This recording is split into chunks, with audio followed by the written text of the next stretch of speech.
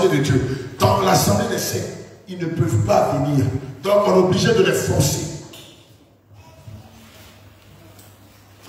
Pendant la prédication, si le sorcier n'est pas en train de distraire les autres, vous allez voir qu'il est en train de dormir. En fait, quand il dort, qu'est-ce qu'il fait? Il sort de son corps. Il va commencer à distraire les enfants. Il va commencer spirituellement à frapper les enfants. Et les enfants vont se mettre à pleurer. Et du coup, pendant la prédication, lorsque les enfants se mettent à pleurer, on n'est plus concentré sur la prédication, mais on est plus concentré sur les pleurs, sur les cris des enfants. Et du coup, ça crée la distraction au milieu de l'assemblée. Alléluia.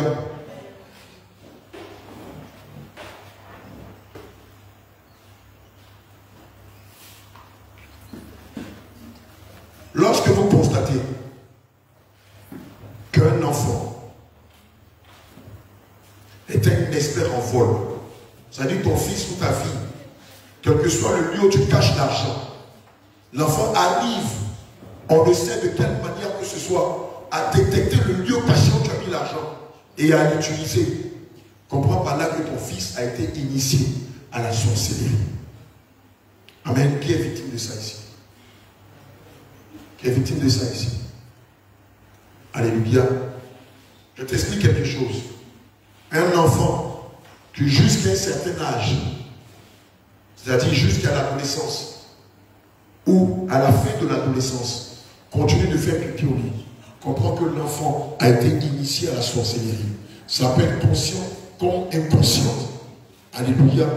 C'est pourquoi, si jusqu'à présent au milieu de vous, vous avez vos enfants qui sont adolescents ou qui sont en train de sortir de l'adolescence, rentrer vers la majorité, 17-18 ans, et qui continuent de faire pipi au lit, faites venir l'enfant, on va prier pour lui.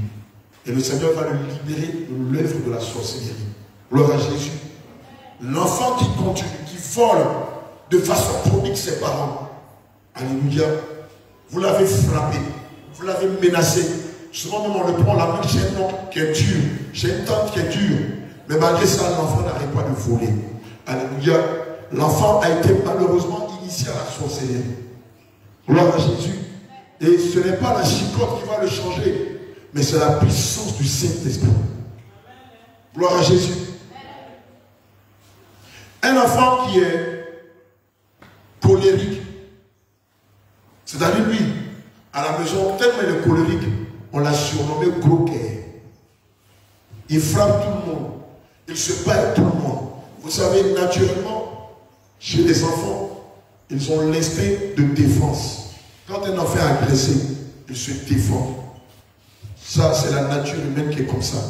Mais un enfant qui ne se défend pas, mais qui passe le plus clair de son temps à frapper les autres, regardez bien l'enfant. Commencez à échanger avec lui. Demandez-lui qu'est-ce qu'il voit dans ses rêves, dans ses songes. Pourquoi il agit comme ça?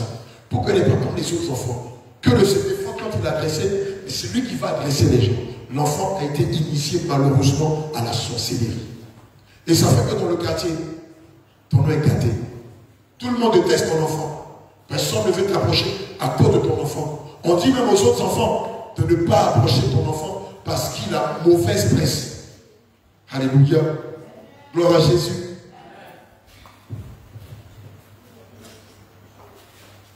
Quelqu'un, hier quand on était au quartier global, on est tombé sur quelqu'un comme ça, qui m'a dit, homme de Dieu, moi je ne pardonne pas. Amen. Quelqu'un qui n'a pas le pardon facile. Quelqu'un qui est rancunier et qui garde dans son cœur des affaires qui durent 5 ans, 2 ans, 10 ans, 20 ans, malheureusement a été initié à la sorcellerie. Parce que naturellement, dans l'homme, Dieu a mis 2 choses. Ça va te surprendre. Dieu a mis en l'homme un mécanisme qui fait qu'on ne se rappelle que de la vérité. Oui, on ne se rappelle jamais du mensonge. Je suis habillé en quelle couleur ce soir? Noir, non. Dans 10 ans, si on vous demande, la première fois que l'apôtre Abraham était venu ici à Dawa, il était habillé comment? Dans 10 ans, noir. Mais si vous dites qu'il était habillé en blanc, quand on vous demande, dans 1 jour, dans 2 jours, vous allez dire, il était habillé en vert. On va vous le demander, vous allez dire, il était habillé en marron. On vous le demandera, vous allez dire, il était habillé en blanc. Pourquoi? Parce que dans l'esprit de l'homme, Dieu n'a pas mis le mensonge, il a mis l'esprit de vérité. Ce qui fait que quand quelqu'un naturellement, il finit toujours par oublier son mensonge. Mais quand quelqu'un dit la vérité, même si vous le mettez au couteau à la tempe, il vous dira, c'est la vérité. Alléluia. C'est comme ça que Dieu a mis un autre mécanisme en l'homme. Naturellement, Dieu a mis un fruit en l'homme qu'on appelle le pardon. Amen. Et c'est pourquoi vous allez voir, beaucoup de personnes ont cette inhérence dans eux. C'est-à-dire, quand tu leur fais du mal, ils pardonnent. Ils disent, oh, c'est pas grave. On dit, mais toi, tu es bête, hein? Regarde ce qu'il te fait, regarde ce qu'il te fait. Il dit, non, c'est pas grave. Alléluia. Dieu a mis cette nature en cette personne. Mais une personne qui, au contraire, qui ne pardonne pas, qui rumine ce qu'on lui a fait, qui est prêt même à se venger, qui garde rancune pendant des années et des années. Et puis le plus souvent, c'est pour des faits banals. Qu'est-ce qui s'est passé? Quand on était petit là, on a acheté macaroni pour nous. Et puis, on était en train de manger, non? Et puis il est venu taper ma main. Maintenant, un petit pain qui est resté là, c'est tombé. Moi, c'est pour ça que je l'ai gardé aucune aide. Il ne mangeait jamais oublié ça. Attends, tu es en train de me dire que tu as gardé rancune contre ton frère. Mais après là, est-ce que je lui dis, tu ne peux pas construire une boulangerie chez toi? Moi, je lui dis, tu ne manges pas pain. Il dit, non, ça m'a fait trop mal. C'était le dernier morceau. Et puis tu vois, non, dernier morceau là, c'est ça là qui tout même. Et donc, pour ce genre de choses, on va prier pour ton fils. On va l'amener à renoncer à la sorcellerie. Amen. À avouer tout le mal qu'il a fait et à passer par la délivrance. Gloire à Jésus. Une femme. Quelqu'un dit une femme. Une femme qui est insoumise à son mari. Les femmes là parlent doucement. Dis une femme qui est soumise à son mari. Quelqu'un dit l'homme de Dieu va dire mon. Je te dis la vérité. Une femme qui est soumise à son mari est une sorcière.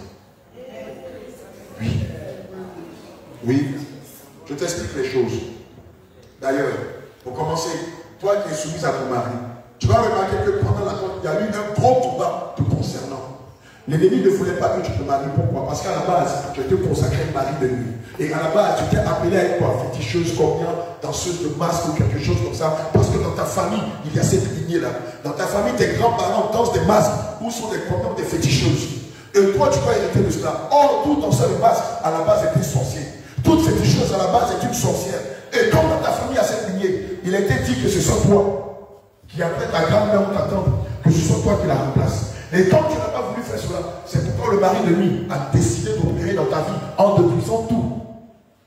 Mais quelqu'un qui est marié, mari de nuit, quelqu'un qui est marié, mari de nuit, pardon, ou quelqu'un qui est marié, femme de nuit, dans le mariage, ne peut pas prospérer.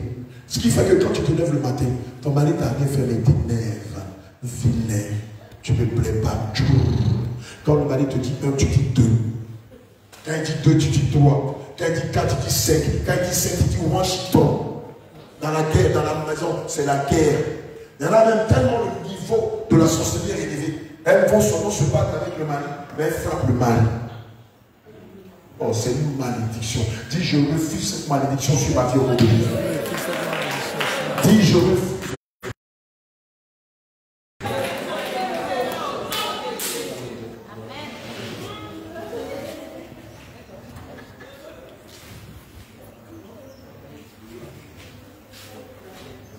Gloire à Jésus.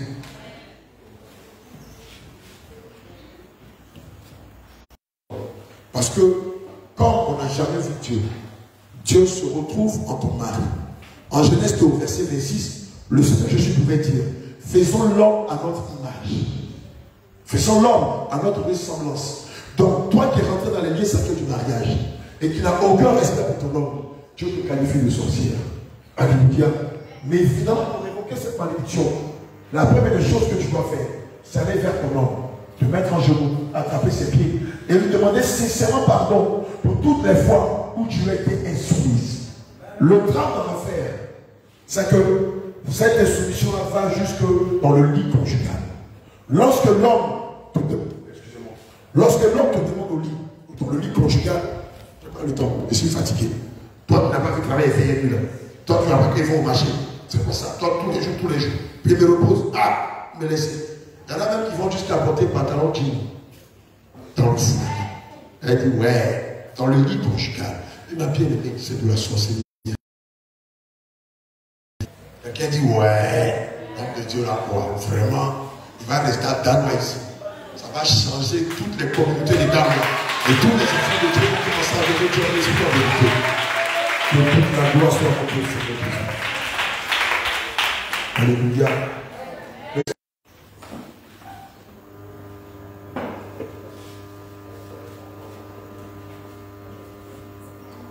1 Corinthiens 7, versets 1 à 5. Et quelqu'un prend Éphésiens 5, versets 22 à 24. Je veux 2 lecteurs. Alléluia. Allons-y, vous allez comprendre quelque chose. 1 Corinthiens 7, versets 1 à 5. Et Éphésiens 5, versets 22 à 24.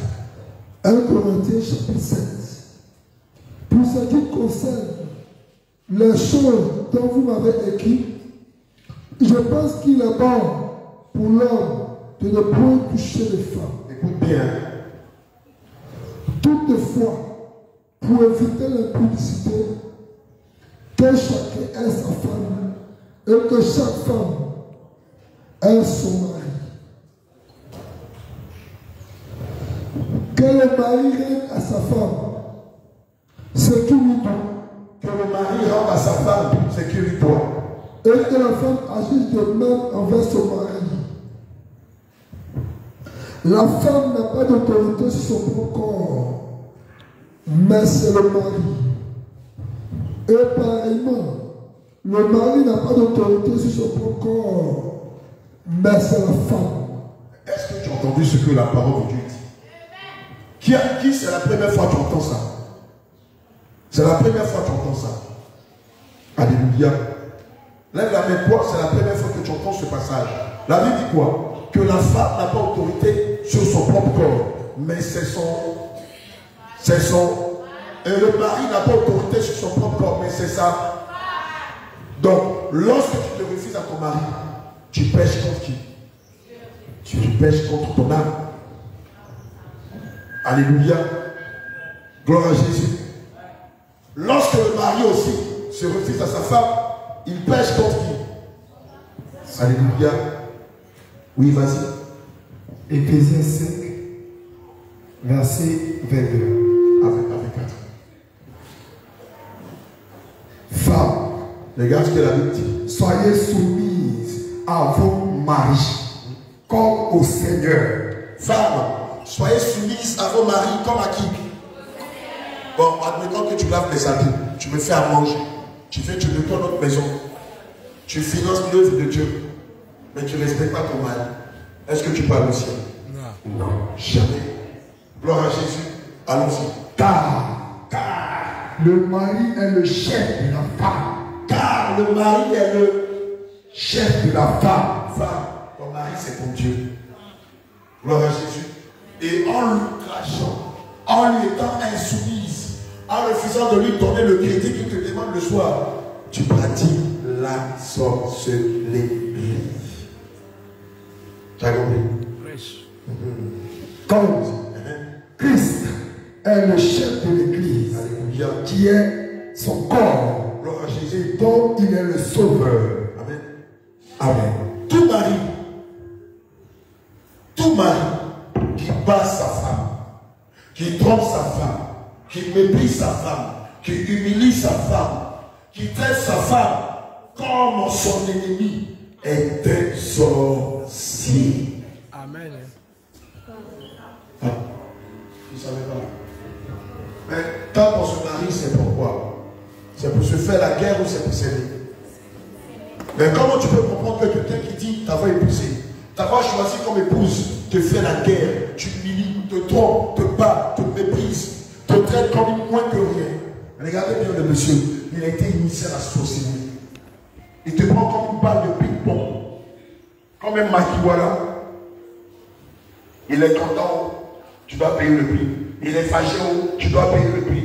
Il n'y a jamais de joie dans la maison, jamais de joie dans la demeure, pas de paix, pas de quiétude. Même pas de sourire dans la maison. Il n'y a même pas un jour où tu fais un petit compliment. Il n'y a même pas un jour où tu fais un cadeau. Bien allé, tu as marié un sorcier. Je te dis la vérité. Regarde, beaucoup d'entre vous qui sont mariés, ce que tu ne sais pas, c'est que tes parents qu'on a combattu aujourd'hui, qui sont sortis de toi et qui t'ont rendu tes grâces, eux, pour te rendre la plus malheureuse ou le plus malheureux au monde, ils ont vendu ton mariage à un de leurs sages. Bien aimé, la Bible dit que les bénédictions de Dieu ne sont suivies d'aucun. Mais toi, tu es marié. En principe, tu t'es heureuse, non? Mais tu es comment? Alléluia. Mais est-ce que c'est normal? Est-ce que c'est la volonté de Dieu que ces enfants se mettent ensemble et qu'ils soient malheureux? Alléluia. En principe, quand on est seul, on est faible. Mais quand on est deux, on est fort. La Bible dit une corde, on peut la rompre. Mais deux ou trois cordes, il est difficile de les rompre. En principe, quand on se marie, c'est pour être heureux. Même si c'est vrai qu'il y a des hauts et des bas. Mais quand les bas sont plus élevés que les hauts, commencez le mariage avec les fils étrangers et les femmes étrangères. Et selon 2 Corinthiens 6, verset 14 à 17, il a dit quoi? Mais quel accord y a-t-il entre la lumière et les ténèbres? Quel accord y a-t-il entre les fils de Dieu et les fils du diable? Quel accord y a-t-il entre Christ et Bélial? Quel accord y a-t-il entre la vérité et le mensonge? Quel accord y a-t-il entre la justice et l'iniquité? Alléluia. Mais quand le diable sait que si tu te maries à un enfant de Dieu, tu seras heureux. Et puis à le ciel, il s'est arrangé à vendre ton mariage. Mais quand on va prier tout à l'heure, ça va te choquer. Tes parents vont dire, ils ont vendu ton mariage. Celui qui est ton mari là, c'est un de leurs sages. Ils ont pipé ton mariage. Celui avec lequel tu devais te marier, ils ont tout fait pour te détourner de lui. Ils ont tout fait. Regarde. Il y a une technique que le Seigneur m'a enseignée. Lorsqu'on tombe sur les démons coriaces, quand tu combats les démons et puis il ne veut pas parler, il fatigue la tête. Le Seigneur m'a dit, prends simplement un morceau de crème ou du charbon, donne leur sang et dis-leur de révoquer toutes les malédictions qu'ils ont gardées sur les enfants. Regarde ce que les démons font, ou les sorciers font. Ils prennent la crème et puis ils disent, c'est moi qui ai vendu son mariage, je le révoque. C'est moi qui ai provoqué la stérilité dans sa vie, je le révoque. C'est moi qui ai provoqué le chemin dans sa vie, je le révoque. C'est moi qui ai provoqué les maladies incurables dans sa vie, je le révoque. Bien aimé. Le diable sait que lorsque les enfants de Dieu se marient, ils accomplissent ce que la parole de Dieu dit. Où le Seigneur pouvait dire à Adam et à Ève, multipliez-vous, assujettissez la terre, soyez féconds. Évidemment, lorsque deux enfants se marient, cette grâce et cette bénédiction s'attachent à eux. Ils se multiplient, ils deviennent féconds, Dieu les rend prospères. Mais le diable ne veut pas que tu te multiplies. Le diable ne veut pas que tu sois fécond. Le diable ne veut pas que tu sois prospère. Mais pourquoi il fait ça? Mais pourquoi? Mais on ne pas dire qu'il m'aimait, non. Mais depuis qu'on est marié, c'est maintenant que je vois son vrai visage. Qui vit ça? Regardez, quand on va prier pour elle tout à l'heure, vous allez voir, ses propres parents vont lui dire, c'est nous qui avons vendu son mariage. Parce qu'on savait que si elle se mariait à un des fils de Dieu, elle serait bénie et elle serait la lumière de notre famille. Nous, on ne veut pas de ça. C'est la première fois que ça arrive? Non. Israël avait eu le malheur de marier des fils et des filles étrangères. Vous savez ce qui s'est passé? Le Seigneur leur a donné l'ultimatum de se séparer d'elle. Alléluia. Et de se séparer d'eux. Ceux qui n'ont pas voulu, le Seigneur lui-même les a frappés de mort. Et c'est comme ça que l'œuvre de la sorcellerie est arrivé à détourner la destinée de plusieurs d'entre vous. Je t'explique les choses. Regardez ici au milieu de nous. Il y a des ingénieurs au milieu de nous. Il y a des cadres de société au milieu de nous. Il y a des femmes d'affaires au milieu de nous. Il y a des hommes prospères au milieu de nous. Mais le diable a fait quoi? Depuis ton enfance, il utilisait non seulement tes propres parents pour te lancer des malédictions, des sorts. Quand la malédiction t'a affecté, ça lui pour effet de te tourner ta destinée. Ça a commencé par quoi? Par tes études. Voilà comment ça a commencé. Le diable nous demande, par la Seigneur, c'est pas normal. Le Seigneur Jésus nous demande, il nous recommande d'être des personnes instruites. Oui, c'est ce que le Seigneur Jésus veut. Il veut qu'on soit instruit. Le diable veut qu'on soit des personnes appétites. Le diable veut qu'on soit des personnes inintelligentes. Parce que quand on est dans on a du mal à penser de soi-même.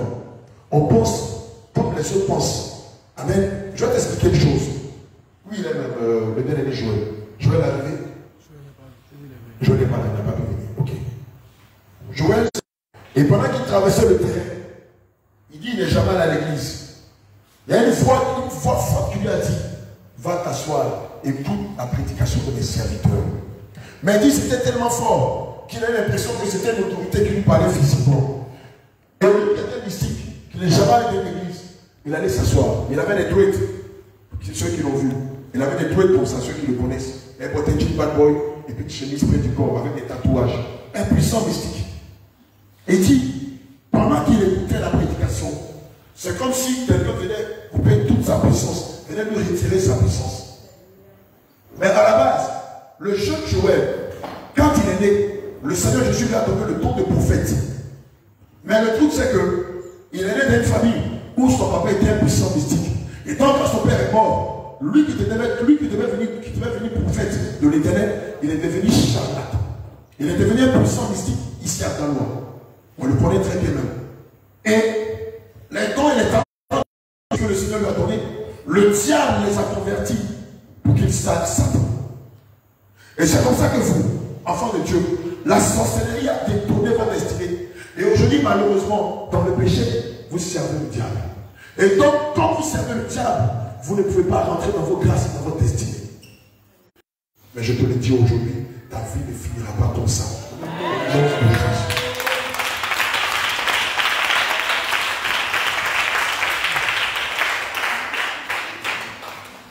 Gloire à Jésus.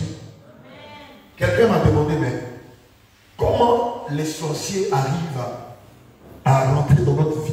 Je vais t'expliquer. Peut-être que tu sais, peut-être que tu ne le sais pas. Mais avant, je vais te rappeler comment les sorciers arrivent à rentrer dans la maison des gens. Parce que c'est là que ça commence. Amen.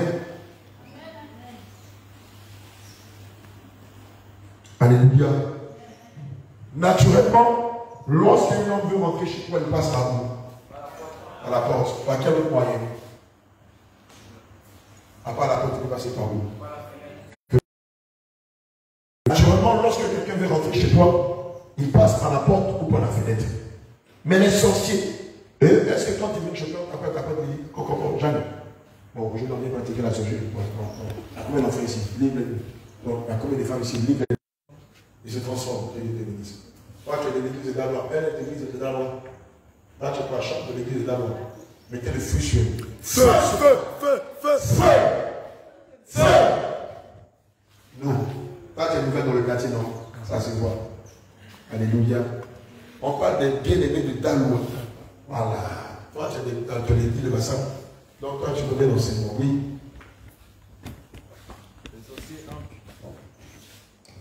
Les sorciers entrent dans la maison à travers les toits d'araignée, les lampe, la saleté.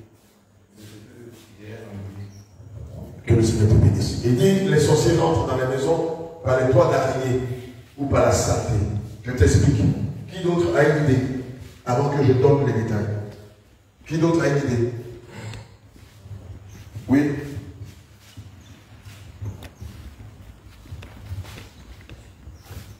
Les sorciers rentrent dans la maison mystiquement. D'accord, mystiquement. Que Dieu te bénisse. D'accord. On a dit tout à l'heure que les sorciers rentrent. Pardon. On a dit tout à l'heure, par exemple, que nous, les personnes, naturellement, pour rentrer dans la maison de quelqu'un, on passe par la porte. C'est ça, non? Ou par la fenêtre. Mais les sorciers, eux, ne vont pas venir frapper à ta porte.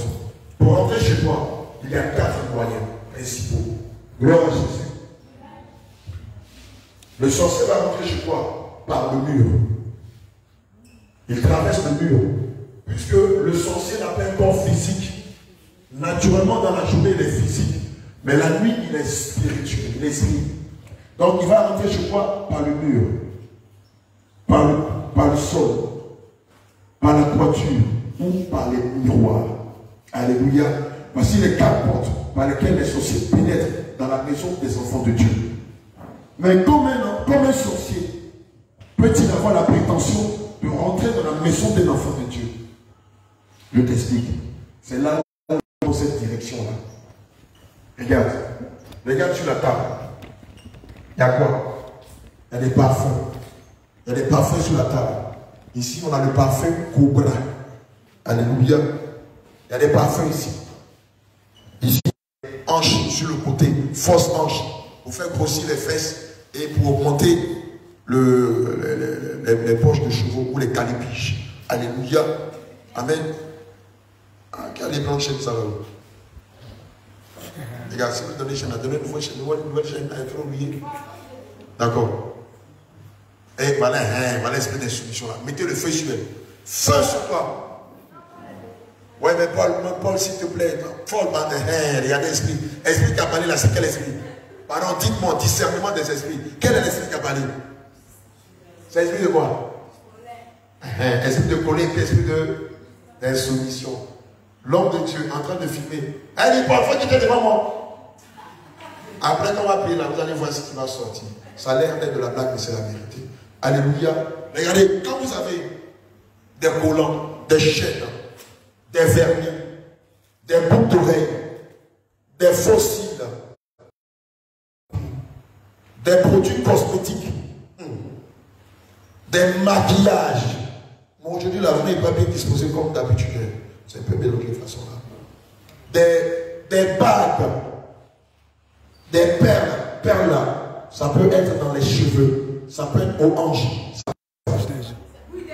Bouche des gens. Voilà, aujourd'hui, tous les jeunes de Côte d'Ivoire portent ça. On appelle ça bouche des gens. On dit quand tu portes ça, que les gens parlent mal de toi, ça n'a pas de l'effet. Oh Jésus, vous ne savez pas comment le diable vous trompe.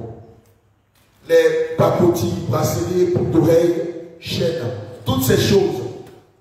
Des bougies, les bougies qu'on prend pour prier, les anges, les statues et autres, tout ça.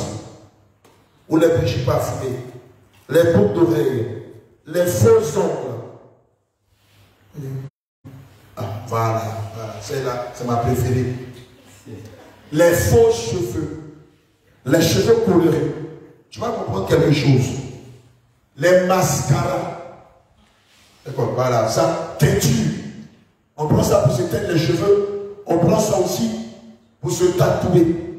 Ça, c'est quoi? Auto. Il y a des églises où le pasteur vous vend des bracelets. Il vous dit portez ça, ça va faire fuir les démons et ça va attirer la chance ou la faveur dans votre vie. C'est du mensonge. Bien au contraire, quand vous portez ces choses, vous devenez lobotomisé. C'est-à-dire tout ce que le pasteur dit, vous suivez bêtement sans prendre la Bible et contrôler si c'est une dit vrai ou faux. Ça là, on voit ça partout, surtout dans les églises anglophones. Et aujourd'hui, dans beaucoup d'églises francophones, tous les membres de l'église portent des bracelets comme ça. En disant, c'est pour attirer la grâce et la faveur. Moi, je te pose une question. Qui attire la grâce et la faveur? Oh, bah, quand tu veux le nom de Jésus, là, tu as peur de dire ça comme ça. Qui attire la grâce et la faveur? Qui attire la grâce et la faveur? Jésus. Qui attire la grâce et la faveur? Jésus. Qui attire la grâce et la faveur? Jésus. Qui attire la grâce et la faveur? Jésus. Qui attire la grâce et la faveur? Jésus. Alléluia. Amen. Les fonds de terre. Je t'explique les choses. Tu as vu toutes ces choses qui sont sur la table. Lorsque vous les avez chez vous à la maison, on prend Deutéronome 7, verset 26. Verset 46. Vous voyez toutes ces choses que vous voyez sur la table. Malheureusement, beaucoup l'utilisent par coquetterie, pour être belle, pour être beau, pour faire fashion et tout ça. Mais ce que tu ne sais pas, c'est que tout ce que tu es en train de voir sur la table, ce sont des pièges pour ton âme. C'est comme quand on a envie de tuer une souris, on peut prendre du pain et puis mettre du poison dedans. Admettons qu'on est des souris. Et puis nous tous on est dans la maison de quelqu'un. La maison est tout le temps propre. Et puis on n'a jamais vu un aussi gros morceau de pain à terre. Ça paraît un piège pour nous. Les 9 autres souris vont dire quoi? Oui, il dit. Les 9 autres souris vont dire quoi? Donc donnez le micro, s'il vous plaît. Donnez le micro. Qu'est-ce que les 9 autres souris vont dire? La servante de Dieu dit toi-même faut dire. Oui, qu'est-ce que les 9 autres souris diront? Faut quitter là, on va aller manger. Oh, faut quitter là, on va aller manger, ouais. Attends, celui-là. Et une belle occasion de manger pour se faire bien, pour grossir. Toi, tu vas me dire que c'est un piège. Regarde. Ouais, poisson. Pour ici. Il ne faut pas manger. Déjà, même on a dit que ça ne nous arrange pas. Et puis, nous, ça ne nous c'est la même réaction que vous avez. C'est-à-dire que, je le disais plusieurs fois, vous avez entendu dire que les faux cheveux conduisent en enfer. Le jour où tu as entendu ça, qu'est-ce que tu as dit? Donnez les micros, tu es vigilant Paul, ayez les micros. La première fois que tu as entendu ça, qu'est-ce que tu as dit? Ça fait rien. Oh, arrêtez vos conneries là. Comment tu m'as mené? Voilà. Acclame le Seigneur Jésus pour sa vie. Elle a dit, tu vas sanctifier, elle va prier. Alléluia. Toi, qu'est-ce que tu as dit? La première fois que tu as entendu que les bijoux, les parfums, les produits cosmétiques sont un danger pour ton âme, qu'est-ce que tu as dit? Oui, parle. Aujourd'hui là, tu es de Dalois. Le monde sait que tu es de Dalois. Il y a une que nous avons lève-toi. Que ça conduit en enfer. Elle me dit, elle est des assemblées de Dieu. Et là-bas, on ne leur a pas enseigné ça. Donc elle ne croit pas. Oh, c'est dans la Bible. Donc, on a vu ça, non? On a vu plusieurs passages. Les gens vous plaquent, c'est le cœur. Acclame le Seigneur Jésus pour ça. Toi, quand tu as entendu ça, qu'est-ce que tu as dit? Oui, c'est bon de Dieu, oui. Moi, je vis à Miami. Il y a ma voisine.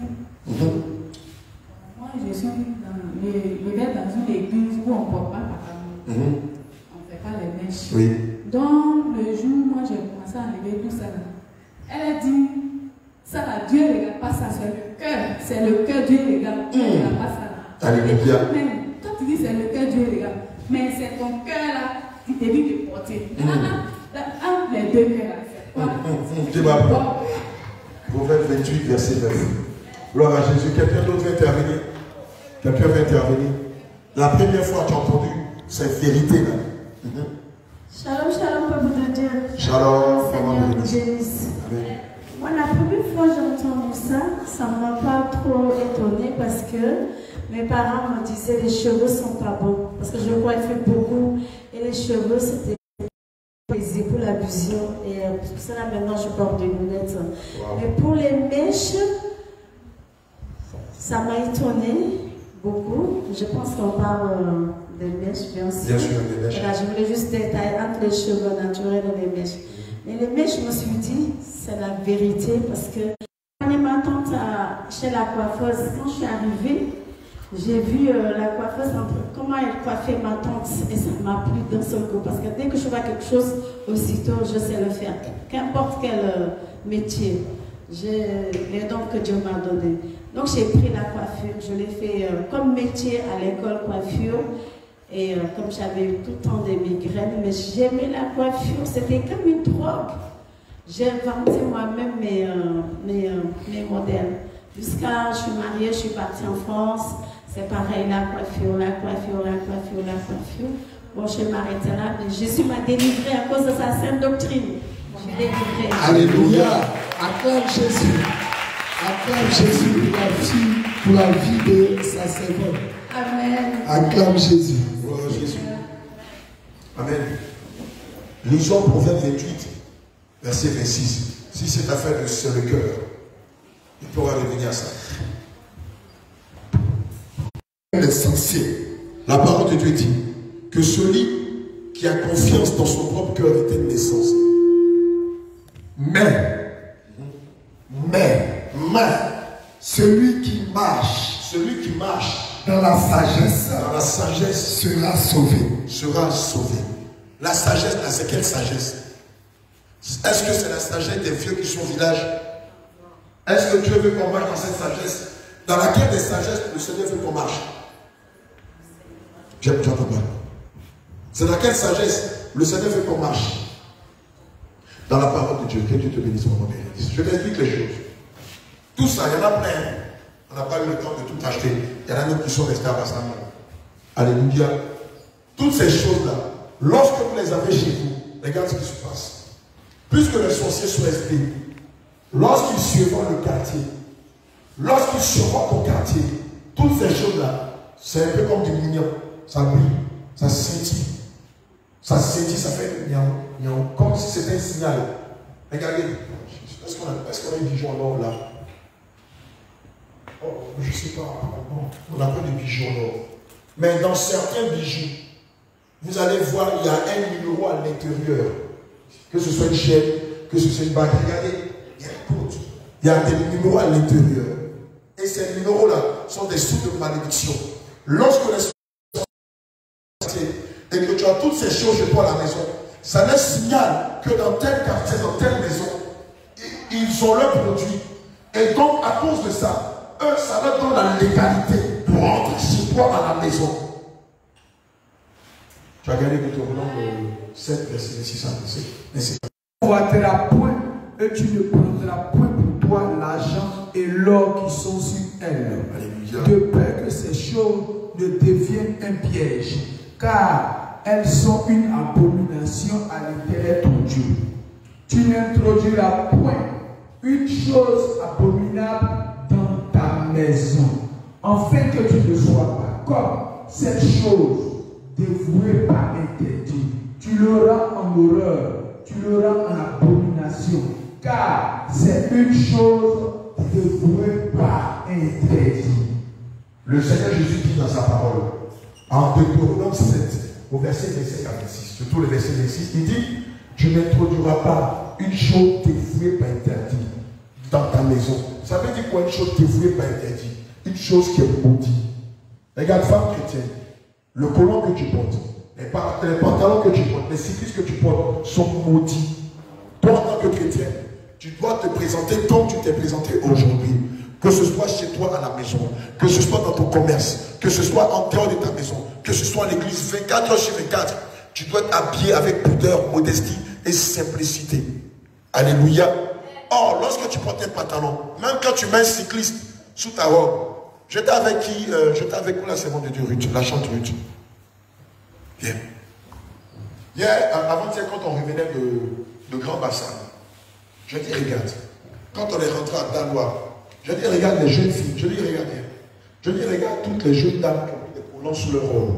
Comment elles se présentent, ma fille? Les jeunes filles qui avaient porté des collants sous leur robe, elles sont comment? Quand on avait remarqué les filles. Elles étaient totalement nues. Elles étaient nues. Il y a une qui était assise en face de nous, elle était assise comment? Elle avait les jambes écartées. Alléluia. Regardez, derrière le collant, il y a l'esprit de la légèreté. Derrière le cycliste, ça c'est quoi? C'est cycliste, c'est quoi? Ça c'est cycliste. Derrière le cycliste, le diable a poussé les filles de Jérusalem à porter ce vêtement pour qu'elles deviennent légères. Pourquoi? Parce que quand vous mettez le collant, vous vous dites, bon, j'ai mis un collant, on ne voit pas ma partie intime ni mon postérieur. Donc vous prenez n'importe quel type de position. Même quand le vent soulève vos robes, ça ne vous gêne pas. Même Dieu, pour le Saint-Esprit, ça le gêne. Pourquoi? Parce que votre nudité, elle est sacrée. Et quand votre nudité est sacrée, Dieu ne permet pas que n'importe qui voit votre nudité. Et dans le monde de la sorcellerie, tous les sorciers le savent. L'un des moyens par lesquels les sorciers maudissent les enfants de Dieu, c'est la nudité. C'est pourquoi vous allez voir que dans les publicités de parfums, de produits cosmétiques et de beaucoup de choses, les femmes sont toujours comment? Oui, parce que non seulement on vous maudit, mais aussi on vous envoûte. Et c'est pourquoi quand vous voyez ces choses à la télé, vous voulez forcément les consommer. Nous on était petits, la première fois qu'on a vu une femme nue, une femme en pantalon dans notre quartier, c'était dans les années 80. On disait, regardez celle-là, elle s'habille comme les toutous là. Elle s'habille comme les blanches, comme les saouls. Pour ceux qui sont de ma génération, vous savez ce que ça veut dire. La première fois, c'était de nos voisines, elle était quitte en France, et elle portait les pantalons. Quand on avait vu ça, ça nous avait choqué, parce que naturellement, on n'avait jamais vu ça. Puis sur le moment, était toujours dans le maxi.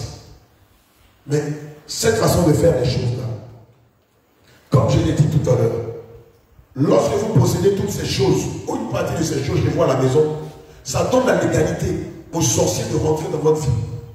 Mais lorsque le sorcier rentre dans ta vie, à cause de ces choses, qu'est-ce qui se passe? Jean 10, verset 10.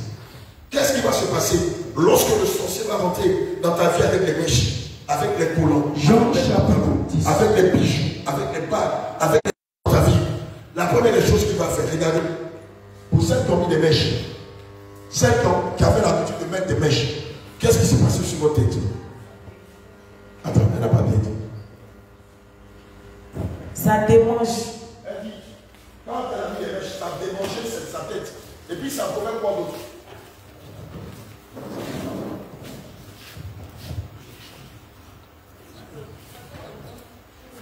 Alléluia. Naturellement, est-ce que quand tu as tes propres cheveux, ça te démange? Non. Regardez la mécanique des sorciers. Ça te démange. Ça provoque quoi d'autre? Non. Oui, le micro là-bas. Alléluia.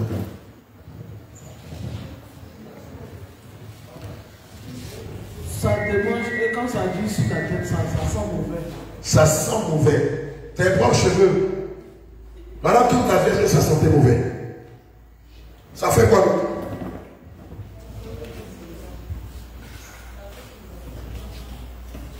Elle était d'alois. Ça arrache les cheveux. Toi, tu es des d'alois. D'accord, que Dieu te bénisse. Va prendre un peu d'air. Va prendre l'air. Ça va te faire bien. Va marcher un peu. Acclame le Seigneur Jésus pour ça. Elle est trop bien. Va marcher un peu, ça va te faire bien. Gloire à Jésus. Je veux que ce soit les bien-aimés de Dalois qui participent. Vous qui venez de Bassam, vous connaissez déjà la science de la sainte doctrine. Et ce n'est pas à vous que je m'adresse. Amen, ma fille, tu vas savoir cela. Il faut que ce soit les enfants de Dieu de Dalois qui comprennent ce que le Seigneur attend d'eux et comment l'œuvre de la sorcellerie a pu détruire leur vie. Oui, allons-y, ma bien-aimée. Ok, ça donne aussi la migraine. Ça, regardez, elle dit ça donne la migraine, ça donne des douleurs à la tête, des céphalées, des maux de tête. Or, tes propres cheveux t'ont déjà donné une seule fois la migraine. Regarde. Quelqu'un dit, ça fait arracher les cheveux. Ça provoque une maladie qui rend chauve les mèches. Ça s'appelle l'alopécie. Ça fait comme les femmes du roi là, il ne faut pas te fâcher. Tout ici là, c'est comment? Tout ici est rasé. Est-ce qu'on t'a amené chez un coiffeur? Toi-même, tu te rends belle. Ça devient un piège pour ton âme. Tu deviens chauve. Ah, toi, tu es jeune, tu es chauve. Tu es femme, tu es chauve. Mais ce que tu ne sais pas, c'est que dans le livre de 1 Corinthiens 3, verset 16 à 17, la parole de Dieu dit que notre corps est le temple du Saint-Esprit. Il a dit, ne savez-vous pas que vous êtes le temple du Saint-Esprit? Et quiconque détruit le temple du Saint-Esprit sera détruit. À la base, selon Genèse 1, verset 31, il a dit que Dieu a vu que tout ce qu'il a créé était bon à voir. Bon, puisque Dieu est le Dieu de la perfection, il nous a fabriqué à la perfection. Mais le diable a créé toutes ces choses pour te détruire, pour te voler, pour t'égorger, pour te faire du mal, pour t'empêcher de rentrer dans tes bénédictions. Et lorsque vous avez ces choses à la maison, tous les sorciers du quartier, de ta famille paternelle, de ta famille maternelle, ont le droit de rentrer chez toi et de tout voler. Voilà comment plusieurs d'entre vous ont eu leurs étoiles, leur grâce, leur bénédiction arrachées à ces choses-là. Tu le savais? Est-ce que tu le savais? Mais la Bible dit, il y a tant de versets, que ce soit dans l'Ancien Testament ou dans le Nouveau Testament, qui te mettent en garde contre ces choses-là. Je te l'ai dit hier, nous à l'époque, dans les débuts de notre ministère, mes amis pasteurs ont dit, ne leur dis jamais la vérité. On n'a qu'à les marmailler, on n'a qu'à vous mentir, on n'a qu'à vous tromper. Quand vous disent, tu vas voyager, tu auras un visa, tu vas te marier, tu auras un mari choco, tu auras la promotion, tu seras élevé, tu vas faire un bon travail, et puis toi tu es là, interdit. Dans ton église, la femme du pasteur porte ça. La diaconesse porte ça, les chants portent ces choses maudites là. Mais une église qui est assujettie à toutes ces choses. Mais les gens qui sont dans cette église qui vont mourir, ils vont aller où? Ils vont aller en enfer. Qu'il soit le plus grand pasteur de Dalois, qu'il soit le plus grand pasteur de Côte d'Ivoire, que sa femme soit la plus grande pastoresse de Côte d'Ivoire, s'ils meurent eux tous, ils iront en enfer. Parce que ces choses sont frappées de malédiction. Et le Seigneur ne veut pas que ces choses touchent à son temple qui est notre corps. Et c'est comme ça que l'œuvre de la sorcellerie, malheureusement, est manifeste dans notre vie. Collants, cyclistes, haut talons, parfums, produits cosmétiques, faux cheveux tons, tatouages, toutes ces choses viennent du diable. Et quand vous les portez, n'importe quel sorcier peut venir dans votre vie, avoir des rapports avec vous, voler votre fécondité. C'est pourquoi plusieurs d'entre vous, vous avez eu à faire des rêves, vous vous retrouvez dans l'eau ou sous l'eau. Vous avez eu à faire des rêves où vous êtes en prison. Vous avez eu à faire des rêves où on vous accusait, où on vous disait, on lançait des malédictions contre vous à cause de ces choses.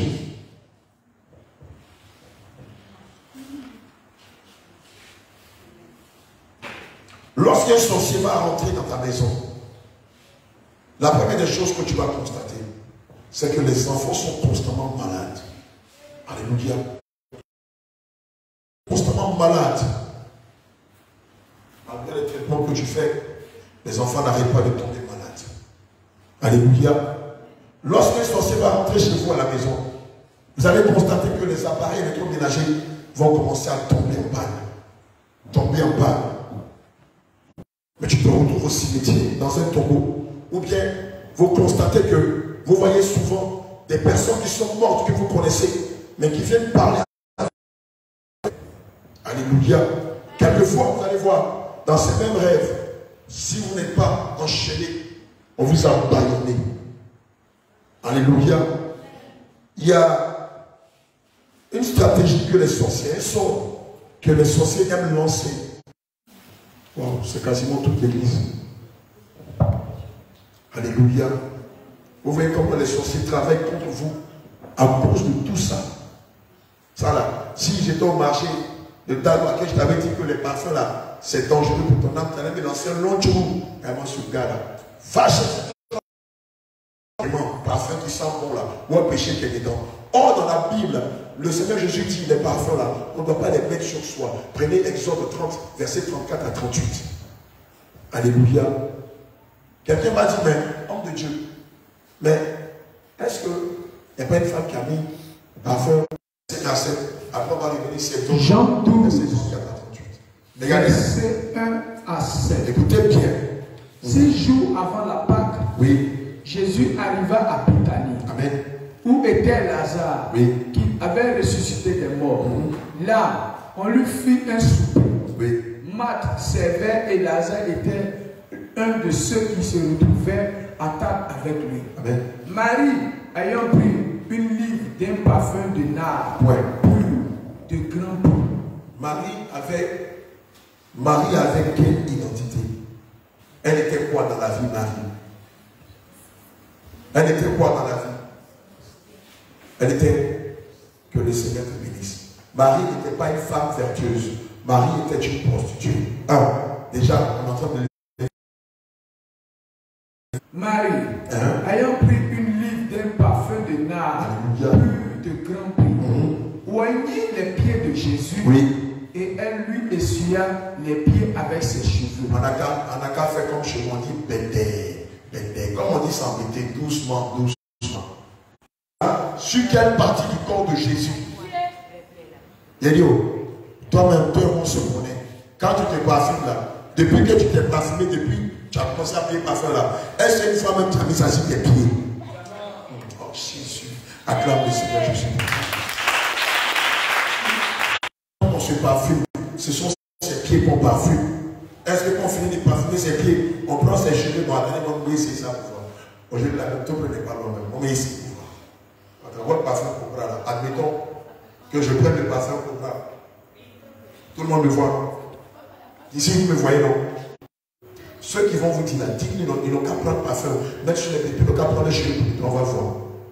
Donc, je ne sais pas si c'est l'âge, il ne va pas trop me plier, il peut pas l'oreiller de toute façon. Mais ma tête même n'arrive même pas à mes pieds.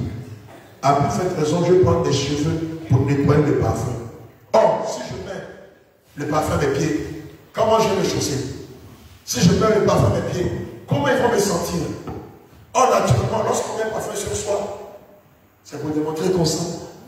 C'est pas ça. C'est juste des pieds qui amènent. Maintenant, man of God, qu'est-ce qui s'est passé par la suite? Vous allez voir, il y a un mystère qui est caché derrière l'acte de Marie de Magdala. Verset 5. Je lis au verset 6. Je lis au verset 4 plutôt. Elle oignit les pieds et essuya les pieds avec ses cheveux. Et la maison fut remplie de l'odeur du parfum. L'un des disciples, Judas Iscariote, fils de Simon, celui qui devait le livrer, dit: pourquoi n'a-t-on pas vendu ce parfum 300 deniers pour le donner aux pauvres? Il disait cela, non qu'il se mit à peine des pauvres, mais parce qu'il était voleur, et que, tenant la bourse, il prenait ce qu'on y mettait. Mais Jésus dit: laisse-la garder ce parfum. Écoute bien, voilà ce que le Seigneur Jésus va lui dire. Laisse-la garder ce parfum pour le jour de ma sépulture. Qu'est-ce que le Seigneur est en train de dire par laisse-la garder ce parfum pour le jour de ma sépulture. Ça veut dire quoi? Toi qui allais à l'école un peu comme les hommes de Dieu qui sont à la chair. Ça veut dire quoi? Laisse-la garder ce parfum pour le jour de ma sépulture. Oui, tu as une idée? Oui. La première de la classe. Ah, la championne. Ah oui. Ouais. Ah. Oui, c'est le nom de l'Éternel. On l'a baptisé aujourd'hui. Hein. C'était extraordinaire. Amen. Vas-y. Laisse-la garder le parfum pour le jour. Crucifixion. Non, c'est pas ça. Aujourd'hui, là, tu as raté un peu. Oui. Oui, donnez le micro à notre bien-aimé qui est juste à côté. Élie, vous allez leur dire ça, ça va, ils seront choqués. Oui. Ici, le Seigneur. Le nom de Dieu, cette mort où c'est les morts qu'on parfumait, selon les lois de Moïse, selon la science que le Seigneur avait enseignée à Moïse, c'est les morts qu'on parfumait. Mais pourquoi on parfumait les morts? Quelqu'un a une idée? Pourquoi est-ce que le Seigneur a enseigné à Moïse de parfumer les morts ou d'empaumer les morts? Oui. Pourquoi? 2 Chroniques. Donne-lui le micro. Et donnez-lui le micro ici. Vas-y, nom de Dieu. Ou bien on attend d'abord sa réponse et juste après. Ça va dire les mots. Viens parler, mon fils. C'est pas parler. Lève-toi. Et puis tu parles sérieusement. Oui. Ça va faire les mots d'une odeur. C'est parce que les cadavres sentent. Donc il faut les embaumer pour éviter que l'odeur le dérange et le mette mal à l'aise. Et c'est ce que le Seigneur est en train de dire aux pharisiens, aux apôtres qui étaient autour de lui. Et l'acte que Marie de Magdalene est en train de poser est reconnaissant Jésus, le Dieu que les prophètes avaient annoncé. Le Dieu que les prophètes avaient annoncé. Et en Israël, pour adorer Dieu, cela se faisait avec des parfums. Alléluia. Mais ici en pays d'été, on a cette belle coutume-là. Quand une femme apprécie un homme et qu'elle veut lui te montrer qu'elle apprécie, selon la coutume, comment elle fait? Quand pour lui te montrer qu'elle a beaucoup d'estime pour lui, qu'est-ce qu'elle fait? Oui, donnez-lui un micro s'il vous plaît. Microphone. Alléluia. Elle se met en genoux. Tu n'es pas loin. C'est quelque chose comme ça. Oui, la maman veut défendre la peau de sa fille. Elle dit que lui, j'ai beaucoup d'estime pour lui. Qu'est-ce qu'elle fait? Et vous, les excellents de lui, les dames, vous ne connaissez pas cette tradition. Yo, là, tu as des Dalois. Vous, les femmes de Bassam, là, méfiez-vous. Hein. Vous êtes des Dalois. Oui, qu'est-ce qu'elle fait? Oui, quelqu'un a une idée?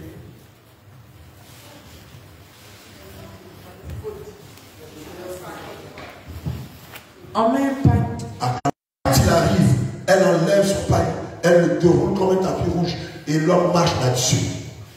Selon la tradition, selon les lois de Moïse, pour rendre un culte à Dieu, il fallait utiliser des parfums.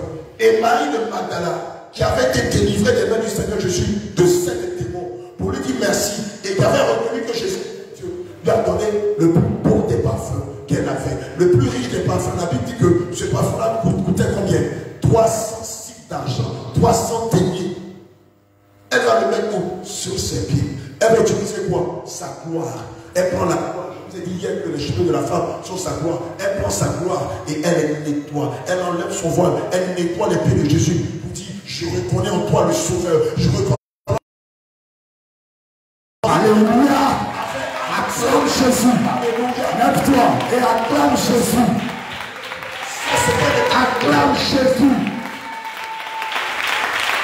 Elle est en train de confesser la divinité de Jésus par là qu'elle est en train de poser. Acclame Jésus. De Dieu. C'est pourquoi il y a beaucoup de confusion dans le langage. Alléluia. Gloire à Dieu. Les écailles tombent de tes yeux. Et c'est pour ça. Toutes ces choses-là. C'est à cause de ça. Quand vous êtes dans l'ignorance, ça donne la légalité aux sorciers de venir voler vos biens, voler vos études, voler vos diplômes, voler votre santé, voler votre joie, voler votre mariage, voler votre visa, voler tous vos biens. Comme Pharaon en Égypte vis-à-vis d'Israël. Et donc du coup, vous êtes sous la domination des sorciers.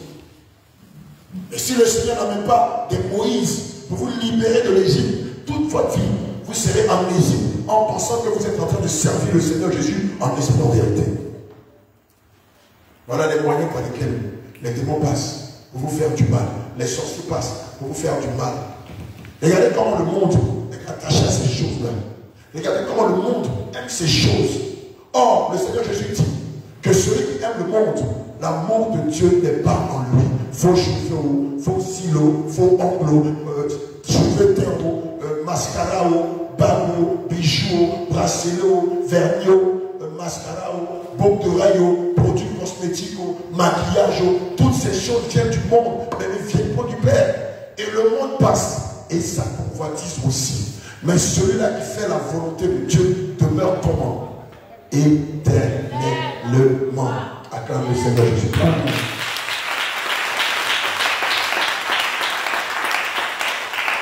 Deux Chroniques 16, versets 13 à 14.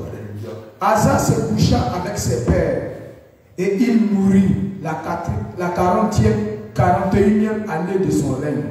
On l'enterra dans le sépulcre qu'il s'était creusé dans la ville de David. On le coucha sur un lit qu'on avait garni d'aromates et de parfums préparés selon l'art du parfumeur. Tu as entendu, non? C'est comme ça qu'en Israël, quand les gens mouraient, on les parfumait. Jean chapitre. Vous n'êtes pas que le cadavre en peste. Jean chapitre 19, verset 40. Il prit donc le corps de Jésus et l'enveloppèrent de bandes avec les aromates comme c'est la coutume d'ensevelir chez les Juifs. Tu as entendu? Luc. Et c'était Joseph d'Arimathée qui avait fait cela. Ce n'était pas les apôtres, ce n'était pas les femmes qui étaient autour de lui. Tout le monde l'avait abandonné. Luc 24, verset 1. Le premier jour de la semaine, elle s'est rendue au sépulcre de grand matin portant les aromates qu'elles avaient préparés. Elle trouvait que la pierre avait été roulée devant le sépulcre. Alléluia. Amen. Donc, les femmes, Marie de Magdala, Jacques, la mère de Jésus et plusieurs autres femmes n'avaient pas eu l'occasion de l'emmener. Et le troisième jour de sa mort, quand Marie et Marie de Magdala et la troisième femme sont allées tenter de l'emmener, il n'était plus dans le tombeau, il n'était plus dans sa sépulture. Maintenant, moi je vais te poser une question, avant qu'on rentre encore dans le même sujet. Lorsque tu vas au marché acheter des parfums, puisqu'on sait que maintenant les parfums c'est pour les morts, est-ce que quand tu vas dans les magasins de parfumerie, il y a une partie du magasin qui dit parfum pour les morts, une autre partie du magasin qui dit parfum pour les vivants? Donc ça veut dire quoi? Avant la mort que tu as mis sur toi, ils ont mis ça c'est qui? Tu es un cadavre. Le loup cachanel qui te rend fier et orgueilleux, ils l'ont mis sur un cadavre. Le mot guerrier qui te rend si imbu de ta personne, ils l'ont mis sur un cadavre. Est-ce que tu comprends un peu? Alléluia. Le fait de mettre des parfums sur des cadavres, ça ne vient pas de ta tradition. Ça vient de la loi, des lois que le Seigneur a enseignées à Moïse. Quand les gens vont mourir, parfumer le corps afin qu'ils n'en pestent pas, afin qu'ils ne soient pas mauvais. Alléluia. Maintenant, je vais te poser une question. Je veux que tu me répondes honnêtement, puisque nous sommes devant la présence du Saint-Esprit.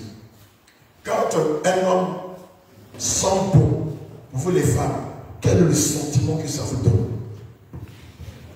Passez les micros, on se connaît ici. Il y en a qui ont fait le monde. Aujourd'hui, c'est l'occasion pour toi d'exposer le monde. Amen. Quand un homme sent bon et qu'il passe à côté de toi avec son senteur, avec son parfum, quel est le sentiment que cela te donne? Et quand il a exposé le diable, faites entrer les choses là. C'est avant. On ne va pas prendre ça pour te coller sur le visage. Le second micro. Le second micro ici, s'il te plaît. Alléluia. Après, on va demander aussi aux hommes. Ça t'étire. Ça t'attire. Comme de l'aimant attire le fer. Elle dit ça te tire. Tu ne peux pas résister. Il y a même des parfums qu'on appelle irrésistibles. Toi-même, tu as envie de courir après la politique. Joe, ton parfum là, Jésus, c'est un parfum. En fait, c'est pas ça. Oui, allons-y. Personnellement, pour moi, oui. Si une personne sent bon, franchement, ça me donne envie d'être avec la personne. Alléluia. Ça lui donne envie d'être avec la personne. Alléluia. Non, sa soeur aussi veut dire mot. Voilà, elle les deux ont parlé, mais tu vois, ils ont parlé avec des codes. Elle va nous dire ça que oui, vas-y, ma bien-aimée. C'est la même chose. Non, alors dis ce qu'il y a dans tes pensées là. Livre le fond de tes pensées. Quand un homme sent bon, automatiquement, ça m'attire. Ça t'attire. Même s'il n'est pas beau, ça m'attire. Oh, tiens ma main, acclame le Seigneur. Même s'il n'est pas beau, même s'il n'est pas beau, ça l'attire. Maintenant, on va demander aux hommes. Ah, tu voulais répondre aussi? Tu vas donner une réponse. Les hommes de ta loi. Quand une femme habillée pour parfum, qu'elle passe à côté de vous, quels sont vos sentiments? Les hommes de ta loi. Le coiffeur là, lui, c'est son milieu. Le coiffeur là, elle est faux timide. Ça se joue les timides du coup. Exposez le diable, on va avancer. Donnez le micro au coiffeur. Le coiffeur, lui, c'est son milieu. Allons-y. L'ex-bon, le coiffeur, vas-y. Bon, quand une femme sent bon, tu as envie d'être avec elle. Les gars, pourquoi vous utilisez français ça? Dites les mots qui sont dans le fond de vos pensées là. Bon, tu as envie de la draguer. Tu as envie de la draguer, ça vient progresser là. Oui, vas-y. Oui, la Marie a mis dans le. Acclame le Seigneur Jésus. Ça, c'est la vérité. Et moi et la Marie en même temps. Évidemment. Pourquoi? Mais pourquoi quand on met des parfums, ça attire? Ça a envie d'aller vers la personne. Ça a envie de posséder la personne. Pourquoi? Quel est l'esprit qui se cache derrière les parfums? Donnez-lui le micro. Oui. D'accord? C'est l'esprit des eaux qui est caché derrière. C'est l'esprit des eaux. Acclame le Seigneur Jésus-Christ.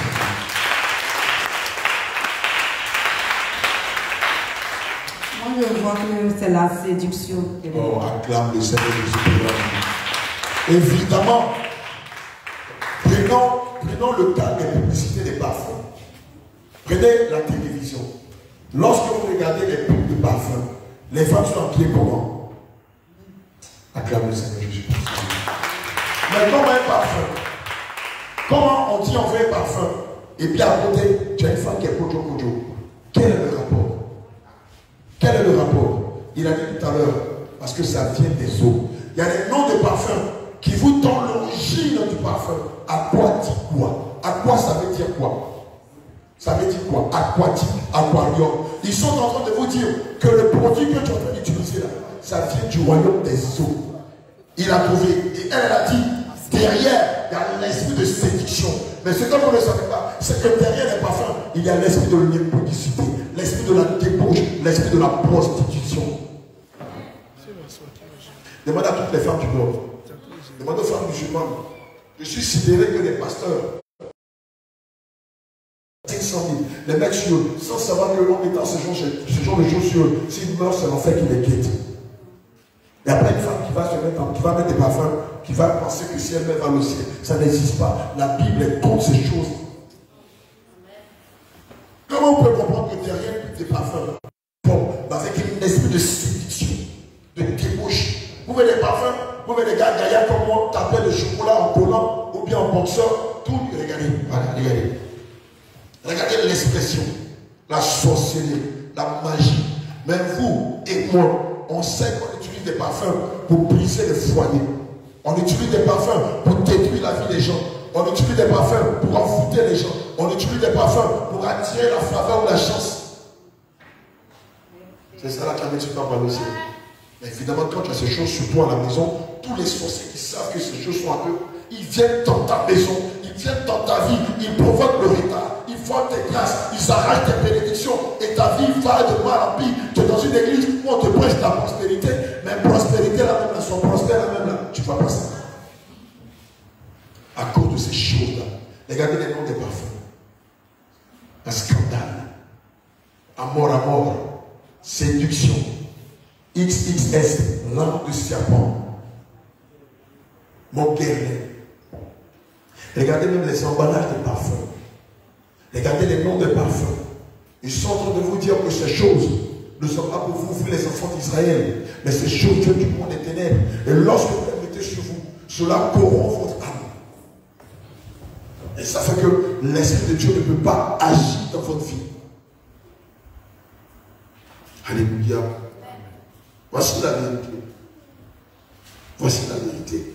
Comme les fois on n'est pas allé chez les marabouts, chez les féticheurs, tout le sanctuaire des marabouts sent les parfums. Aoura Sabia, Saint-Michel et consort. Souvent même on vous dit, prends tel parfum, ça va attirer la chance dans ta vie. Ah donc ce n'est plus Jésus, ce n'est plus le Seigneur Jésus qui attire la faveur dans notre vie, ce sont des parfums. Mais si les parfums attirent la chance, pourquoi ils ne sont pas multimilliardaires? Pourquoi leur nom n'est pas inscrit dans le livre de Forbes des hommes les plus riches au monde? En fait, c'est parce que ce sont des agents de Satan. Ils vendent ces choses pour corrompre les enfants de Dieu et pour les maintenir dans la captivité. Alléluia. Gloire à Jésus. Gloire à Jésus. Bien-aimé, Jean 8, verset 36 dit, si donc le Christ vous a franchi, réellement vous serez libre. Maranatha. Bon, tout le monde est éveillé, c'est bon. Que Dieu te bénisse. Tu peux t'asseoir dans la présence de Dieu. Gloire à Jésus. Ah, ils sont prêts. Hein? Ah, l'église est dans le prêt. Ah, dans la quête du Maranatha, il n'y avait pas encore fini de Nata. Tout le monde est debout. Gloire à Jésus. Je vais te révéler quelque chose. On va rentrer dans une phase. On va parler des rêves. À partir de maintenant, je t'en prie, en tant que chrétien, il faut faire très attention à la qualité de rêve ou de songe que tu auras. Ce sera des signes qui vont te démontrer soit une bénédiction, une malédiction dans ta vie. Mais si tu vois que c'est un piège, une malédiction en train de t'arriver, lève-toi et prie avec auto. S'il faut prendre des moments de jeûne et prie pour évoquer la malédiction, on va commencer, vous allez comprendre deux, trois choses. Alléluia, les écailles de tes yeux vont tomber. Tu as vu un songe. Et dans le songe, tu as vu qu'on t'a fait, on a déféqué sur toi. Qui a déjà vu ça? On a déféqué sur toi. Et cela fait qu'aujourd'hui, quel que soit le type de parfum que tu mets, toi-même quand tu es là, tu sens les déchets. Qui a déjà vécu ça? Qui vit cette mauvaise expérience? Dans ton songe, comment ça va? Il faut veiller sur tous ceux qui dorment là. Voilà, vous allez veiller sur tous ceux qui dorment. Voilà. Les deux moments, ça va. Voilà. Quand vous êtes des anciens, veillez sur les. Voilà. Gloire à Jésus. Qui a fait ce type de songe où ils ont déféqué sur toi? Le songe que tu fais, où l'on a déféqué sur toi, c'est l'une des pires des malédictions que les sorciers peuvent lancer à quelqu'un. Regarde, quelqu'un, il n'est pas chrétien. Il va vendre garba, ça va marcher. Tu vas te mettre à côté pour vendre garba, ça ne va jamais marcher. La moindre des choses que tu vas faire dans le but d'avoir un peu d'argent, tu ne l'auras pas. Pourquoi? Parce que la pire des malédictions t'a été lancée parce que dans ton son, tu as vu qu'ils ont déféqué sur toi. Si tu ne t'es pas levé dans le jeûne de la prière, va dans toutes les croisades du monde entier. Ta vie ne va jamais changer. Il y a ça et il y a le fait qu'ils pissent sur toi. Et pisser sur toi. S'ils ne le font pas en songe, il faut le faire physiquement. Tu as un petit neveu à la maison, un matin tu dors, tu te réveilles, il est en train de pisser sur toi. Ah, par contre, tu sais pas ça. Tu vas beau crier. Si tu ne t'es pas levé dans la prière pour évoquer ça, cette piste-là, ça va s'attacher à toi. Tout ce que tu vas faire va se sentir mauvais. Qui a eu à vivre ça? Tu lèves simplement la main. Qui au milieu de nous a vécu l'un ou l'autre? Tu as vu qu'on a déféqué sur toi. Ou bien tu as vu en songe qu'on a pissé sur toi. Physiquement, quelqu'un est venu pisser sur toi. Tu lèves simplement la main.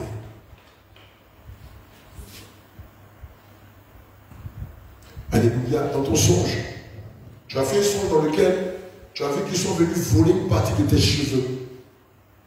Et puis dans la réalité, quand tu t'es réveillé, que tu as touché la partie de où on avait volé tes cheveux, physiquement, tu as remarqué que cette partie-là a physiquement disparu.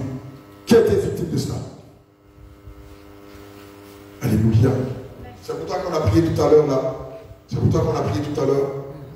D'accord, ça vient, vous allez voir ce qui va se passer tout à l'heure. Les cheveux, ça représente quoi? Ça représente quoi? Tes cheveux représentent ta gloire. Et l'ennemi sait qu'en volant tes cheveux, c'est toute ta destinée. Tout est ton. Vous voulez.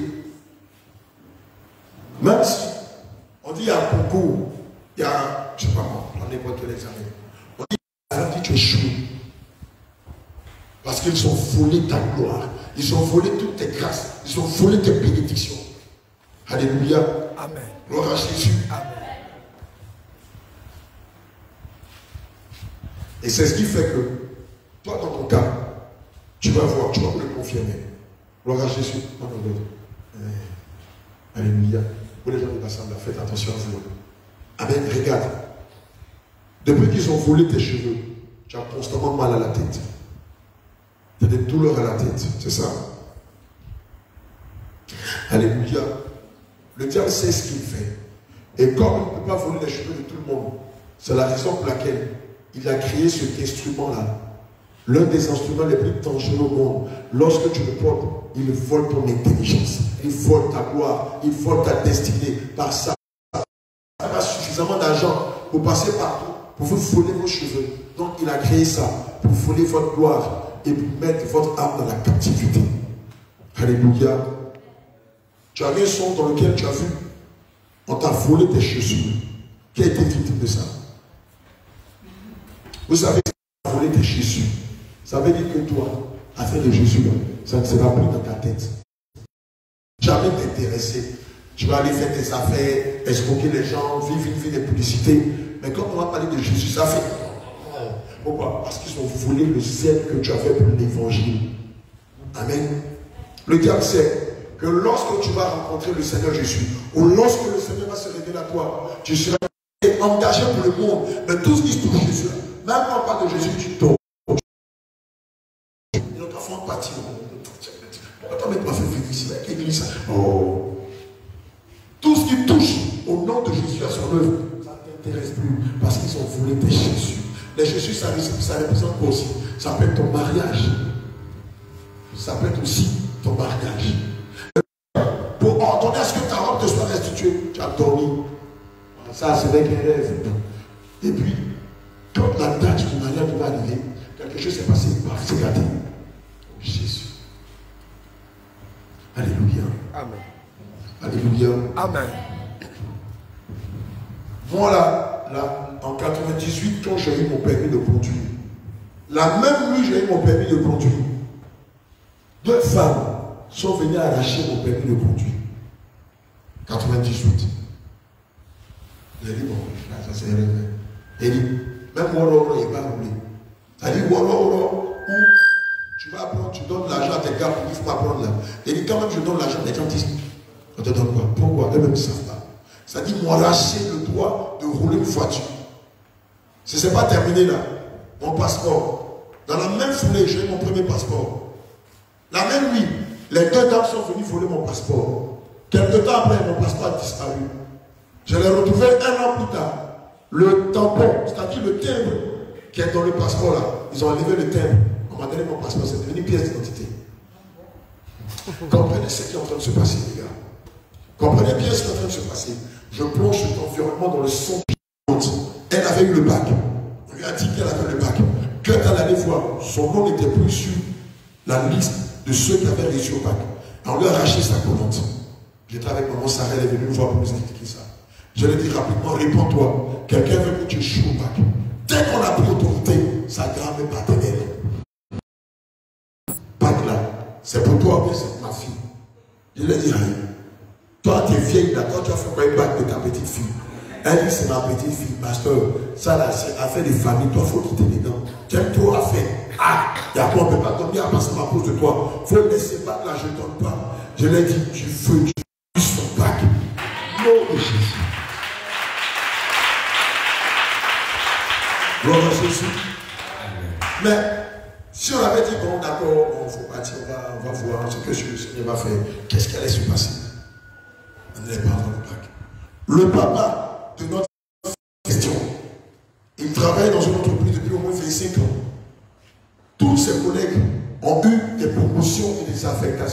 Mais lui, il n'a jamais eu ni de promotion, ni d'affectation. Or, c'était le meilleur employé de sa société. À chaque fois que ses patrons blancs lui disent, bon écoute, il était pour lui affecté. Est-ce que tu comprends ce qui est en train de se passer? Plusieurs fois, le Seigneur t'a parlé par des visions pour te montrer ce que l'ennemi est en train de faire dans ta vie. Mais tu n'as pas eu la force de te lever et de prier avec autorité afin de réclamer ce que l'ennemi t'avait volé. Mais aussi, tu n'as pas la force. Pourquoi? Parce que toutes ces choses qui sont là, qu'est-ce qui se passe? Lorsque tu les mets sur toi, cela va affaiblir ton âme. Spirituellement, quand tu mets toutes ces choses, spirituellement, ça affecte ton âme. Et donc, du coup, la force spirituelle que le Seigneur devait mettre en toi pour que tu prennes l'autorité et que tu réclames tes biens, cette force-là. Tu manges, tu dors, tu manges, tu dors. Prière même simple là même. Ordinaire pour dire merci au Seigneur 5 minutes. Quand tu commences, tu fais Seigneur Jésus. Bon, demain. Alors, il y a là qui a commencé à bailler en même temps. Maranatha. Jésus revient. Ah, il y a là qui sont restés. Tes dessous ont disparu physiquement. Alléluia. Les dessous sont le symbole de la fécondité. Amen. Les dessous de l'homme comme de la femme est le symbole de la fécondité. Mais malheureusement, chez les femmes, je m'adresse à vous, les filles du Seigneur, toi tu laisses ton intimité. Mais évidemment, dans ta cour, il y a des personnes qui sont des agents de Satan, qui sont des sorciers. Eux, quand ils vont voir ça, ils vont le prendre, ils vont lancer des sorts pour que tu sois frappé de stérilité, ou tu sois frappé de maladies qui affectent l'intimité de la femme ou de l'homme. Et c'est comme ça que lorsqu'ils ont volé tes dessous, depuis lors, pour créer, c'est difficile. Alléluia. Depuis lors, tu as été frappé de plusieurs sortes d'infections. Tu tentes de les traiter, mais ça ne guérit pas. Alléluia. Parce qu'ils ont eu à voler ton dessous. Le monde occulte, c'est ce que symbolise le dessous d'un homme ou d'une femme. C'est pourquoi à partir de maintenant, veille à ce que ton dessous soit caché dans ta chambre et non pas exposé à l'extérieur. Gloire à Jésus. Alléluia. Amen. Amen. Je vais demander qui a subi des actes de vol de ces dessous. Lève la main, je n'ai pas vu. Alléluia, tu n'es pas la seule. Amen. Souvent dans vos rêves, vous avez des songes où vous êtes tout le temps dans une maison inachevée, dans une maison qui n'a pas fini de construire. Qui est victime de ça? C'est lié à ce qu'on appelle l'esprit des perpétuels recommencements. Tu vas voir que toi qui es victime de ça, tout ce que tu sais de faire, ça ne réussit jamais. C'est le cas? C'est le cas? C'est le cas?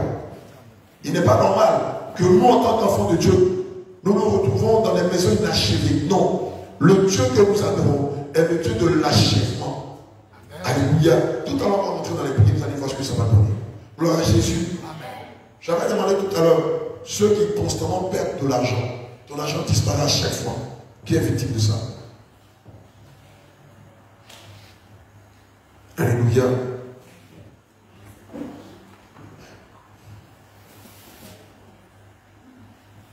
Je vais terminer par un autre moyen par lequel Satan et son royaume arrivent à voler les biens des enfants de Dieu. C'est le produit familial, les tampons. Beaucoup de publicités sont faites autour de ce produit-là. Pourquoi? Parce qu'à la base, ce produit récolte le sang des enfants de Dieu. Or, votre sang, lorsqu'il y a des heures tardives, vous voyez des chiens en train de chercher dans les poubelles de la nourriture. Ce n'est pas de la nourriture qu'ils cherchent. Ces chiens sont des agents du diable qui cherchent que le sang des enfants de Dieu. Et le moyen par excellence, par lequel le diable a trouvé pour récolter le sang des enfants de Dieu aussi facilement, c'est les tampons et les vanias. Alléluia. Toi, tu ne le sais pas, tu l'achètes à la boutique ou en pharmacie pour te protéger pendant tes périodes menstruelles. Mais toi, ton sang, c'est le sang de Jésus. Toi, ton sang, c'est le sang de Jésus. Amen. Et le diable sait ce que représente le sang des enfants de Dieu dans le monde astral. C'est pourquoi il a créé ce moyen. Je t'en prie à partir de maintenant, fais comme le moment. À la limite, prends du papier toilette ou bien des morceaux de tissu. Mais les vanilles, laisse-les tomber. Amen. Et c'est à cause de ça que beaucoup de malheurs sont rentrés dans ta vie. Alléluia. Prendre la résolution de ne plus permettre que ces choses dévouées par interdit rentrent dans sa vie. Qui aujourd'hui est décidé à ne plus... Bien-aimé, alléluia, prends la bonne décision. Prends la bonne décision. Avec tout ce que tu sais, tu ne peux pas rester assis. Avec tout ce que tu sais, tu ne peux pas rester assis. Avec tout ce que l'homme de Dieu t'a expliqué, tu ne peux pas rester assis. Alléluia. Un dernier point. Un dernier point. Reste debout. Un dernier point. Je t'explique la chose. Lorsque vous mettez vos enfants au monde, prenez la peine au plus tôt de leur consacrer entre les mains du Seigneur Jésus. Pourquoi? Regarde ce qui se passe. Lorsque vos enfants naissent, où sont les enfants? Ma fille, viens. Viens, je vais montrer ce qui va se passer. Asseyez-vous un peu. Ma fille, viens. Asseyez-vous.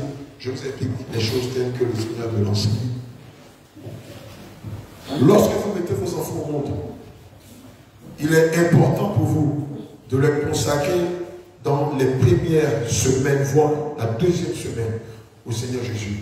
Lorsqu'un enfant naît, tous les pasteurs satanistes le savent et les occultistes le savent. Quel enfant naît, si c'est un garçon, toutes ses étoiles sont là au milieu de la fontanelle et dans ses mains. Quand c'est une fille, toutes ces étoiles, les étoiles ce sont les grâces, les bénédictions que le Seigneur nous donne. Les étoiles sont ici ou dans la partie intime de la fille. C'est naturel, c'est Dieu qui a fait les choses comme ça. Les occultistes, lorsque l'enfant naît, ils savent que l'enfant est rempli de bénédictions. Ils vont dire, je la prends dans le Seigneur Jésus. Oh, ta fille est belle, oh. Elle est jolie, oh. Regarde ça. D'accord, bien. Il n'était pas bien vu. Viens, viens. Allez, mon Dieu. Viens, voilà, comme ça. Viens, voilà, ici, sur la troisième marche. Lorsque l'enfant naît, les satanistes, les sorciers, sachant que les enfants sont remplis de bénédictions, qui sont ici ou dans les mains, vont venir comme ça. Ah, ton fils est joli, oh. Et puis ils volent les étoiles. Ton fils est en faisant des incarnations pour lui voler toutes ses bénédictions, toutes ses étoiles. Toi qui es dans l'ignorance des religieux, tu penses que c'est un homme, une tante qui ne fait que caresser la tête de ton enfant. Non. C'est pourquoi vous ne devez même pas accepter que des personnes dans vos familles, des personnes extérieures, viennent comme ça et se mettent à caresser la tête de vos enfants. Ne la mettez jamais. C'est pourquoi quand l'enfant est de vous, prenez la peine de le cacher, de le consacrer, de le dédier au Seigneur Jésus. Alléluia. Que le Seigneur vous bénisse. Si tu es né, acclame le Seigneur Jésus. Acclame Jésus. Lève-toi et acclame Jésus. Tu ne peux pas acclamer Jésus étant assis. Bien-aimé, lève-toi et acclame Jésus. Acclame Jésus. Alléluia. Assoyez dans la présence du Seigneur. On va démarrer tout à l'heure. Je vais terminer avec ça. Et après, je vais terminer avec ça. Tu vois ce que je tiens dans la main là? C'est deux choses. Est-ce que tu vois?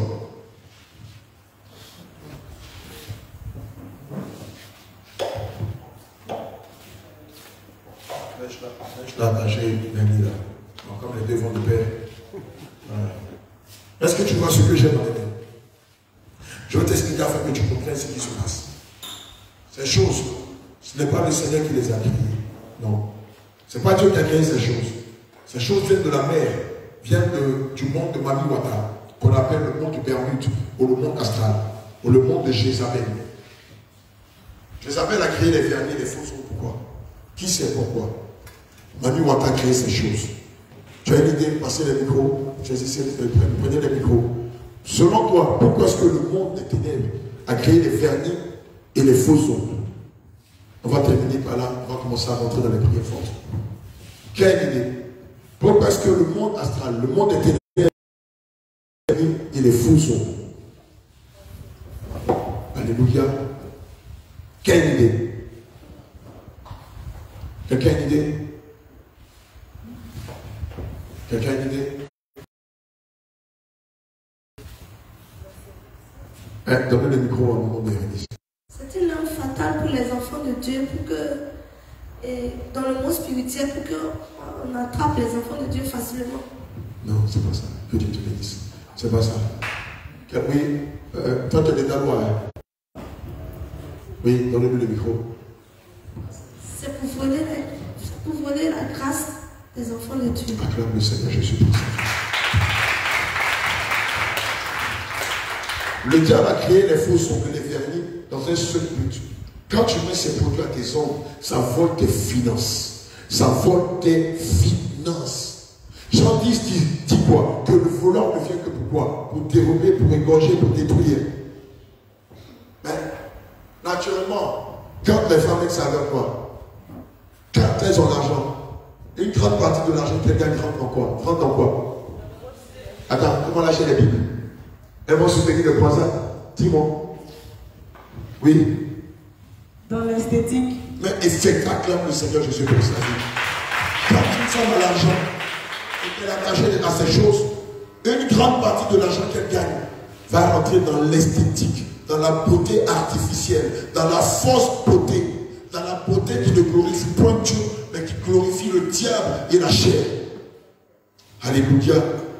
Est-ce que tu as compris un peu le monde dans lequel on est et comment le diable arrive à voler tes bénédictions, tes étoiles, tes grâces, à voler tes dons et tes talents? Est-ce que tu l'as compris aujourd'hui?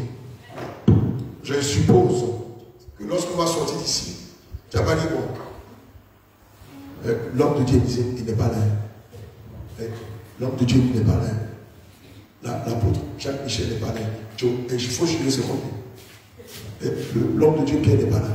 Ah, l'apôtre, ils ne sont pas là. Il faut juger la seconde. L'apôtre, donne-nous debout. Habille-nous la santé. Alléluia. J'espère que d'ici, tu ne vas plus retourner à ton foyer. Oui, donnez le micro à un moment de Bérénice. On va terminer par là. Les hommes de Dieu ont entré dans le fond de prière de combat. Shalom, shalom, peuple de Dieu. Shalom. Que le Seigneur vous bénisse. Je viens sur le vernis parce que moi j'ai plus de 50 ans et plus. Donc ma mère, quand j'étais jeune, dans notre maison, on ne peut pas faire la cuisine avec le vernis sur les ongles. On ne peut pas faire la cuisine. On ne voulait même pas. Si tu as les vernis sur les ongles, ma mère te dit, va m'enlever cette poison avant de toucher ma nourriture. Alléluia. Donc, ce n'est pas que la sainte doctrine, ça fait longtemps ça. Donc, il ne faut pas que les gens croient que c'est la sainte doctrine qui invente des choses. Il n'y a pas d'inventation. C'est la vérité dans le monde éternel. Gloire à Jésus. Amen.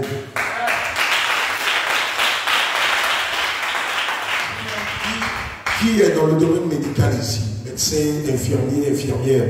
Qui est dans le domaine médical ici? Parmi nous. Est-ce qu'on est un médecin parmi nous, une infirmière, un garçon de salle? Personne. D'accord? Qui a un proche, un médecin, infirmier? D'accord? Quand tu vas rentrer chez toi, appelle-le, demande-lui. Dans le domaine médical, est-ce qu'il est permis aux jeunes filles, aux infirmières, aux médecins de porter ou des chirurgiens de mettre des vernis, des faux ongles à leur doigt? Ils vont vous dire non. Ils vont vous dire c'est pas possible. Et que même à l'école, on nous interdit de le mettre. Demandez-leur pourquoi. Parce qu'ils vont vous dire que les vernis, les faux ongles sont du poison des faux ongles et des vernis. Comprenez que Dieu lui-même, qui est le Dieu de la sainteté, ne peut pas vous permettre de mettre ces choses sur vos doigts. Alléluia. Évidemment, lorsque vous les mettez sur votre doigt spirituellement, ça donne le droit légal aux sorciers de voler tous vos biens. Amen. Amen. Gloire à Jésus. Amen. Acclame le Seigneur Jésus. Bien-aimé, lève-toi et acclame Jésus. Lève-toi et acclame Jésus.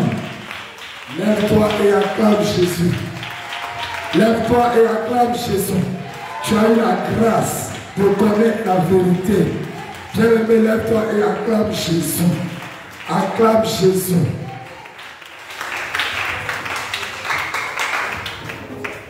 Amen. Bien-aimé, on va terminer. Avant de rentrer dans une phase de repentance et de prière de combat. Alléluia.